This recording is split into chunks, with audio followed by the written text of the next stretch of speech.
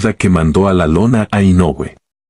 Enseguida, Naoya sintió con su cabeza mirando a su esquina bajando la señal de que se encontraba bien y esa pareció ser la alarma que necesitaba para despertarse. Del tercer round en adelante fue todo del asiático que comenzó a sentirse cómodo, descifró muy rápido la estrategia de su rival y pudo manejar los tiempos a su gusto.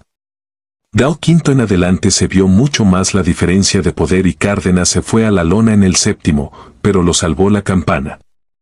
En el octavo, el referí decretó que ya era historia juzgada y que el castigo que estaba recibiendo Ramón había sido suficiente. ¿Las claves de la pelea?